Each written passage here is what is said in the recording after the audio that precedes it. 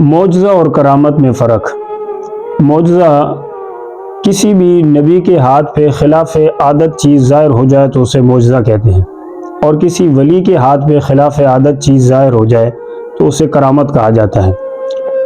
معجزہ اور کرامت میں فرق یہ ہے کہ معجزہ جو ہے وہ عاجز کر دینے والا، دنیا کا پھر اور کوئی بندہ اس طرح کا کام نہیں کر سکتا، لیکن کرامت میں آپ 100% یقین کے ساتھ نہیں کہہ سکتے۔ اگر کسی ولی کے ہاتھ پہ، اللہ کے نیک بندے کے ہاتھ پہ کوئی خلاف عادت چیز ظاہر ہو گئی ہے تو کسی دوسرے کے ہاتھ میں بھی ہو سکتی ہے، جبکہ معجزے میں یہ بات نہیں ہوتی۔ اور یہ بات جو ولی کے ہاتھ پہ ظاہر ہوئی ہے، اسی طرح یہ غیر مسلم کے ہاتھ پہ بھی یہ چیزیں ظاہر ہو سکتی ہیں، یعنی خلاف عادت چیزیں جو ہوتی ہیں وہ غیر مسلم کے ہاتھ پہ بھی ظاہر ہو سکتی ہیں، اسے استدراج کہتے ہیں۔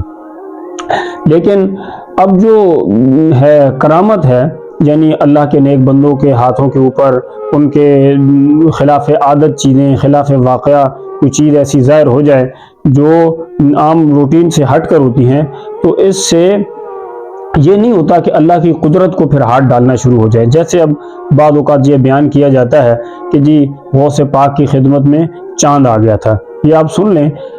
اللہ رب العالمین قرآن مجید میں فرماتے ہیں وَالْقَمَرَ قَدَّرْنَاهُ مَنَازِلَ حَتَّى عَادَ كَالْعُرْجُونِ الْقَدِيمِ، کہ چاند جو ہے اس کی منزلیں ہم نے مقرر کی ہیں۔ اب دیکھیں وہ اللہ کے حکم سے نکلتا ہے، اللہ کے حکم سے غروب ہوتا ہے۔ پھر اگلی آیت میں اللہ نے اور اس چیز کو واضح بیان فرما دیا۔ تو یہ اللہ رب العالمین کی قدرت ہے، اب ولی کا کوئی اختیار نہیں ہے اس میں،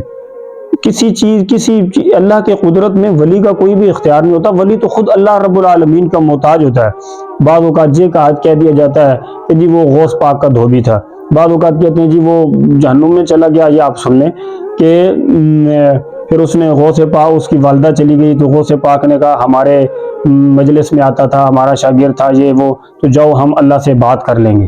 یعنی ایک بندہ اگر گناہ گار ہے تو وہاں گیا تو اس کے بارے میں کیا بات کر لیں گے؟ یعنی اس قسم کی قصے اور کہانیاں، یہ کیا اگر کوئی جاہل وائز یہ چیزیں بیان کرتے ہیں، خطیب مولوی جن کو خود کچھ علم نہیں ہوتا، وہ چیزیں بیان کرتے ہیں، تو آپ ان سے پوچھیں کہ یہ کس کتاب میں تحریر کی ہیں؟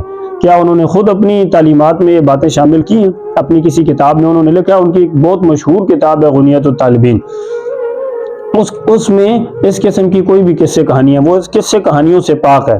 تو یہ کیا ہوتا ہے؟ یعنی قرآن و سنت سے لوگوں کو توڑ کر اس قسم کی قصے کہانیوں کے ساتھ ان کو لگا دیا جاتا ہے اور لوگ پھر ان کے پیچھے چل پڑتے ہیں۔ تو اس سے سب سے بڑا جو ہوتا ہے رد عمل لوگوں کی زندگیوں میں کیا آتا ہے کہ لوگوں کی زندگیوں میں جو چیز آتی ہے یہ قصے کہانیاں سننے سے، کہ وہ قرآن و سنت سے ٹوٹ جاتے ہیں، اور جب قرآن و سنت سے ٹوٹ جاتے ہیں تو پھر ایمان کیا ہو جاتے ہیں؟ ایمان کمزور ہو جاتے ہیں، ایمان کمزور ہوتے ہیں، عقائد کمزور ہوتے ہیں۔ یہ عقائد اور ان میں ایمان کے ساتھ، لوگوں کے عقائد کے ساتھ وہ کھلواڑ کیا جا رہا ہے اس قسم کی قصے کہانیوں کو بیان کر کے، اور اس قسم کی فضول کہانیاں لوگوں کے اندر بیان کی جاتی ہیں۔ لوگ بھی نیچے بیٹھے ہوئے ہیں، وہ بھی سبحان اللہ کہہ رہے ہوتے ہیں، حالانکہ پوچھنا چاہیے کیا انہوں نے اپنی کتاب میں یہ باتیں تحریر کی ہیں؟ تو تمہیں کہاں سے پتہ چل گئی؟ جب انہوں نے اپنی کتاب میں نہیں لکھا تو تم کو کہاں سے پتہ چل گیا؟